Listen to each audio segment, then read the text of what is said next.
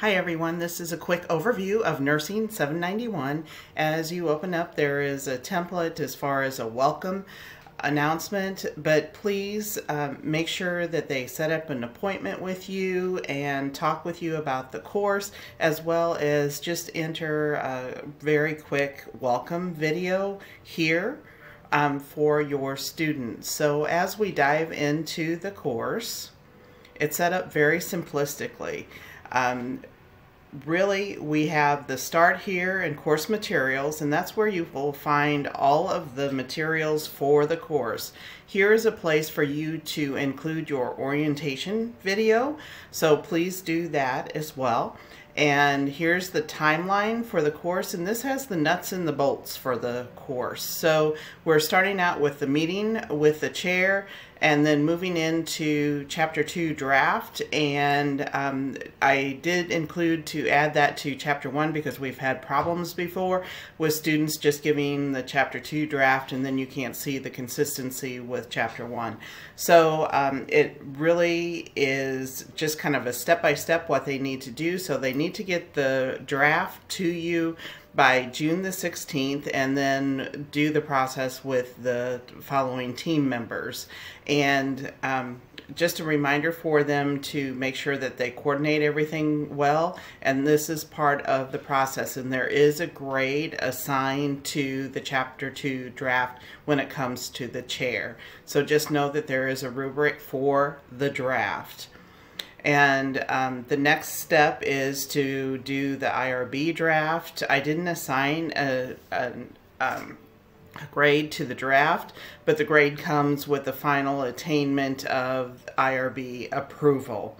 So they need to draft everything for you, including all the documents, as well as send it to you for approval before they submit to IRB. And there's some more detailed information. Kind of the last minute to do so is July the 7th, and if they can do that sooner, that would be better, very honestly. But they also need to know kind of the structure of the project and if there's any changes through the draft process. But it will take time to get, of course, through IRB, so they need to allow ample time.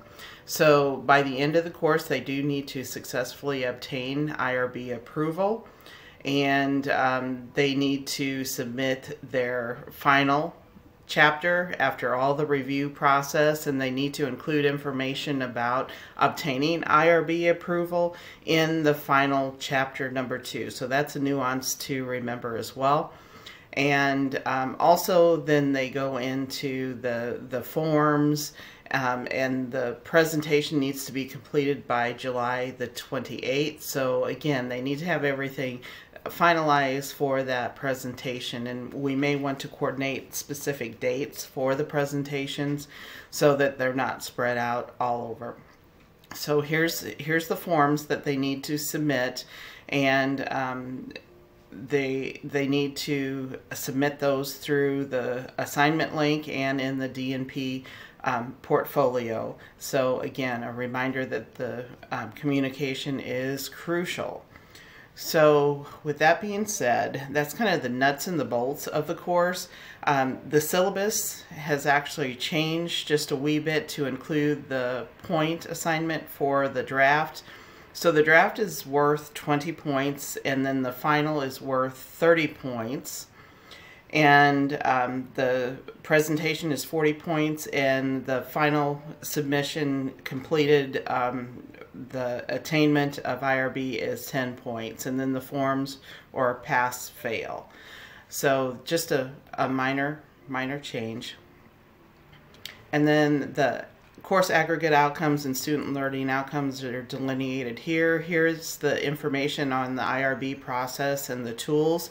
So here are the templates for them to use, as well as I included a sample completed IRB form for the students. This is from one of our former DNP students that was good and had good reviews from the IRB committee. So that's why I included that one there, and I do have permission, by the way, to do so. and just some guidelines and some tips for the students to actually move through the IRB process, and then where they need to upload or do the e-form for IRB approvals with a little picture too. So I tried to make it fairly easy because that seems to be a stumbling block for many students. And here's all the rubrics.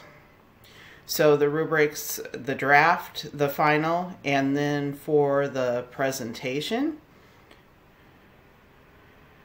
And then just the templates for both the project and the presentation, and the guidelines for the paper, and of course the gold standard. So then besides the course materials, which are here, then we have assignment links. So this is very simplistic, moved away from the student learning outcomes where the students couldn't find where things were.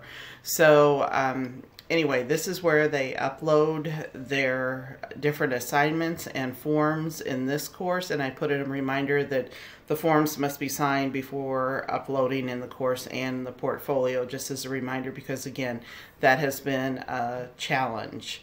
And anyway, so just to kind of take a look at how the assignment links are structured, I do have the rubrics included in each one of the assignment links.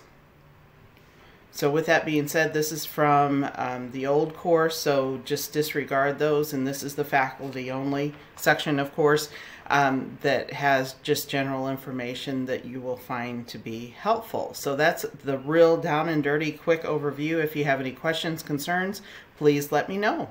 Thank you so much.